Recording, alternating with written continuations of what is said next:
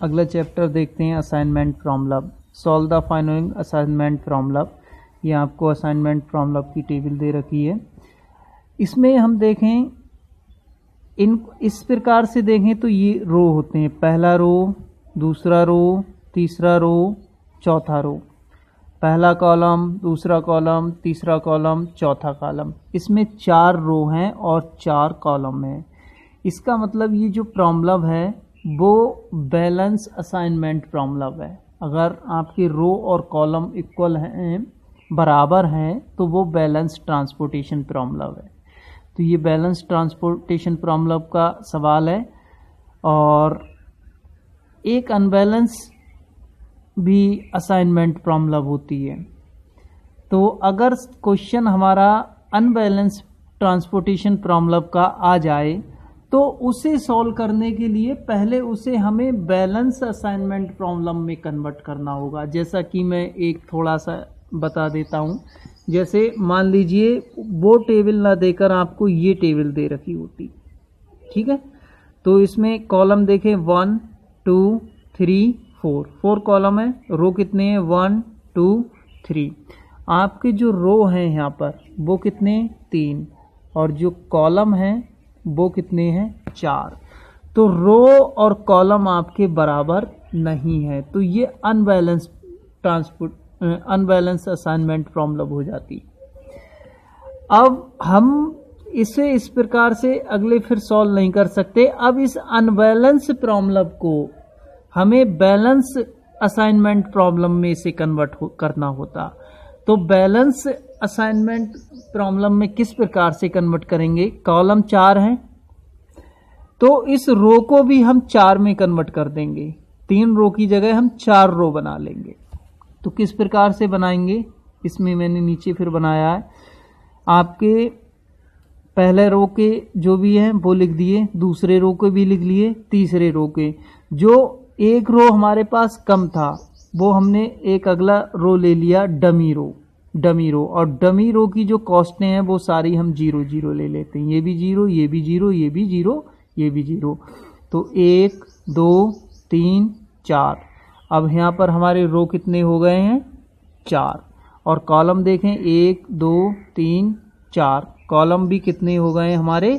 4। अब ये जो इसके बाद ये जो हमने टेबल बनाई है, अब ये हमारी बैलेंस ट्रांसपोर्टेशन की टेबल हो गई है, ठीक है। अगर अनबैलेंस सवाल है तो उसे बैलेंस में इस प्रकार से कन्वर्ट कर लेंगे। फिर हम उसका सेम सॉल्यूशन जैसा कि इस सवाल में करेंगे उसी तरीके से इसका सॉल्यूशन करेंगे, ठीक है। तो ये तो थोड़ा रहा अनबैलेंस।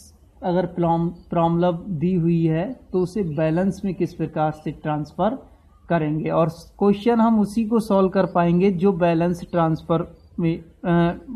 असाइनमेंट में होगा। तो ये हमारा ऑलरेडी बैलेंस असाइनमेंट प्रॉब्लम में सवाल दिया हुआ है। तो अब इस सवाल को हम सॉल्व करते हैं। देखते हैं step first. The first of all we select the smallest cost in each row. सबसे पहले हमें क्या करना है? जो भी रो दी हुई हैं इसमें से हमें स्मॉलेस्ट कॉस्ट सेलेक्ट करना है प्रत्येक रो में। And subtract from every element of the corresponding row and we get following matrix. और जो हम स्मॉलेस्ट कॉस्ट सेलेक्ट करेंगे उसको हम प्रत्येक करस्पॉन्डिंग रो में से घटाएंगे। तो देख लेते हैं। पहली रो में आपका स्मॉलेस्ट एलिमेंट आपका कौन सा है? 12, ठीक है, 12 है। तो इस 12 को हम पहली रो में के प्रत्येक एलिमेंट को घटाएंगे, ठीक है। 12 को हम 12 में से 12 को घटाएंगे, 30 में से भी 12 को घटाएंगे, 21 में से भी 12 को घटाएंगे और 15 में से भी 12 को घटाएंगे। प्रत्येक एलिमेंट से हम 12 को घटाएंगे पहली रो में से, ठीक है। तो यहाँ पर हम 12 को घटाते हैं। 12 में से 12 को घटाएंगे तो 0, 30 में से 12 को घटाएंगे 18 आएगा, 21 में से 12 को घटाएंगे 9 आएगा, 15 में से 12 को घटाएंगे तो हमारा 3 आएगा। अगले में दूसरी रो में स्मॉलेस्ट एलिमेंट कौन सा हमारा? 9। अब 9 को प्रत्येक इन चारों में से हमें किसको घटाना है? 9 को। तो 18 में से 9 को घटाएंगे 9 आएगा, 33 में से 9 को घटाएंगे 24 आएगा, 9 में से 9 को घटाएंगे 0 आएगा, 31 में से 9 को घटाएंगे तो 22 आएगा। तीसरी रो में आपका स्मॉलेस्ट कौन सा है? 21 है। अब 21 को प्रत्येक से घटाएंगे, 44 में से हम 21 को घटाएंगे तो हमारा आ जाएगा ये, तो 44 में से हम 21 को घटाएंगे तो ये 23 आएगा, और 25 में से 21 को घटाएंगे 4, 24 में से 21 को घटाएंगे 3, और 21 में से 21 को घटाएंगे 0। इसमें से स्मॉलेस्ट सेलेक्ट करेंगे तो 14 है, 23 में से 14 घटाएंगे 9, 30 में से 14 घटाएंगे तो आपका 16 आएगा, 28 में से 14 घटाएंगे 14 आएगा, 14 में से 14 घटाएंगे तो 0। इस प्रकार से हमने जो रो का रिडक्शन था वो हमने कर लिया। अब करेंगे सेम वे में कॉलम का reduction. Step second, now the select smallest element in each column and subtract from every element of the corresponding column and we get following matrix. अब हम कॉलम के लिए ही ये वर्क करेंगे। कॉलम में सबसे मिनिमम एलिमेंट देखेंगे तो मिनिमम कौन सा है? 0। अब 0 को इन चारों में से घटाएंगे, 0 को 0 में से घटाएंगे 0, 9 को 0 में से घटाएंगे तो 9, 23 को 9 में से घटाएंगे तो 23, और 9 को 0 में से घटाएंगे तो 9। 0 को किसी में से घटा दो कोई इफेक्ट नहीं आएगा, वही आपका सेम कॉलम आ जाएगा। इसमें मिनिमम आपका क्या है? 4। तो 18 में से 4 को घटाओगे 14, 24 में से 4 को घटाओगे 20, 4 में से 4 को घटाओगे 0, 16 में से 4 को घटाओगे तो 12। इसमें मिनिमम क्या है? 0। तो 0 को सभी में घटाओगे कोई इफेक्ट नहीं आएगा, सेम कॉलम ऐसे ही आ जाएगा। इसमें भी आपका मिनिमम क्या है? 0। तो 3 में से 0 घटाओगे 3, 22 में से 0 घटाओगे तो 0, 0 में से 0 घटाओगे 0, तो ये भी सेम आपका कॉलम आ जाएगा। अब स्टेप 3 में हम क्या करेंगे? Now we make the assignment by putting the square. Square का ये साइन होता है, साइन मैंने बना दिया। Around the smallest cost in each row and column. अब हमने जो स्टेप सेकंड की जो मैट्रिक्स थी उसको सेम स्टेप थर्ड में हमने नोट कर लिया है। अब हम इसका असाइनमेंट बनाएंगे। असाइनमेंट किस प्रकार से बनाएंगे? पहले रो में असाइनमेंट करेंगे, तो पहली रो में अगर कोई एक 0 है उसे असाइन कर लेंगे। तो पहली रो में एक 0 है, इसे हमने असाइन कर लिया, ठीक है।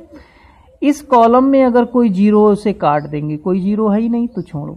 अब दूसरी रो में कोई 0 है, एक 0 है, उसे असाइन कर लेंगे। एक 0 है, इसे हमने असाइन कर लिया।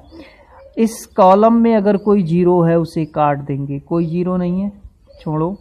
तीसरी रो में अगर एक 0 है तो असाइन कर लेंगे। तो तीसरी रो में 2 0 हैं तो हम असाइन नहीं करेंगे। अगर एक 0 होता तो असाइन कर लेते।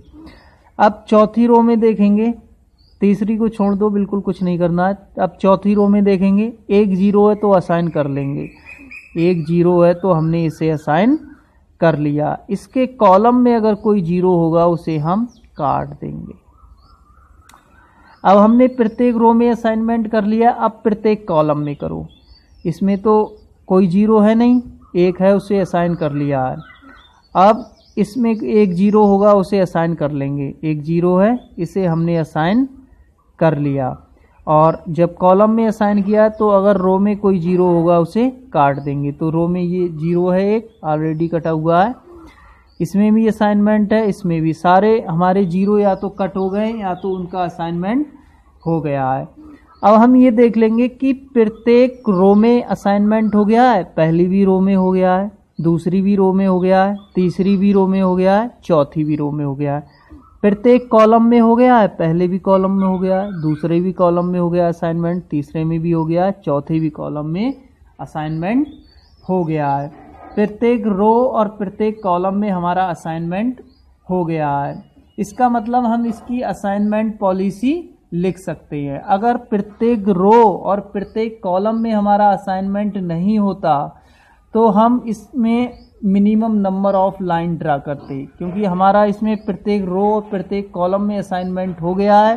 तो हम इसकी असाइनमेंट पॉलिसी लिख सकते हैं और हमारा क्वेश्चन यहाँ पर ये फिनिश हो जाएगा। From above table we get following assignment policy. Assignment policy क्या आएगी?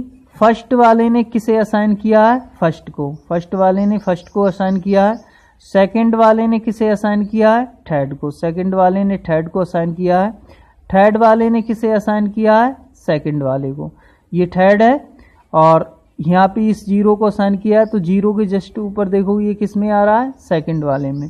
तो थर्ड ने सेकंड को असाइन किया है, फोर्थ ने ये असाइन किया और ये क्या आ रहा है? फोर्थ। तो फोर्थ ने हमारा किसे असाइन किया है? फोर्थ को। अब कास्ट ऑफ असाइनमेंट लिखते हैं। तो कास्ट ऑफ असाइनमेंट में ये असाइन हुआ है हमारा, ठीक है।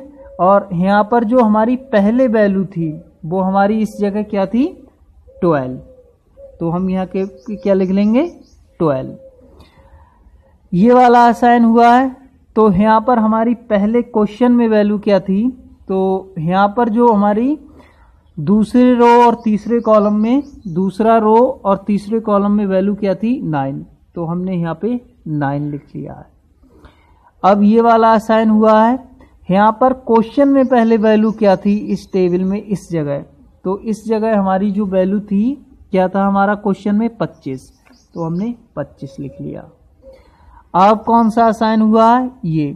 यहाँ पर क्वेश्चन में वैल्यू क्या थी? तो ये देखिए क्वेश्चन में वैल्यू क्या थी? 14। तो हमने यहाँ पर 14 लिख लिया। अब इन सबको ऐड करेंगे तो ऐड करने पे आएगा 60। यूनिट दे नहीं रखा है तो आगे हम इसके यूनिट लिख देंगे, ठीक है। इस प्रकार से असाइनमेंट प्रॉब्लम हम करेंगे और भी क्वेश्चन कराऊंगा मैं कुछ असाइनमेंट प्रॉब्लम के आगे।